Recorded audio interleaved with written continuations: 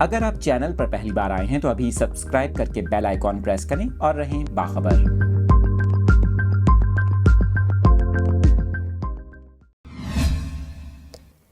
Update کر رہے ہیں آپ کو اس اہم خبر سے متعلق۔ گیس صارفین کے لیے بری خبر ہے کیونکہ وزیر توانائی کی جانب سے سردیوں میں گیس کی یومیہ فراہمی محدود ہونے کا خدشہ ظاہر کر دیا گیا۔ آپ کو بتائیں کہ نگراں وفاقی وزیر توانائی محمد علی نے صارفین کو خبردار کیا کہ سردیوں میں گیس نہ صرف مہنگی بلکہ نایاب بھی ہو جائے گی۔ انہوں نے میڈیا سے گفتگو کے دوران کہا کہ سردیوں میں گھریلو صارفین کو صبح، دوپہر اور رات کے اوقات میں مجموعی طور پر صرف 8 گھنٹے گیس سپلائی یقینی بنائیں گے۔ انہوں نے کہا کہ گھریلو صارفین کو LPG پر جانا پڑے گا کیونکہ ملک میں جتنی گیس ہے اسی کے مطابق سردیوں میں سپلائی ہوگی۔ اس کے ساتھ ساتھ انہوں نے بتایا کہ دسمبر کے لیے 2 LNG کارگوز کا بندوبست کر لیا۔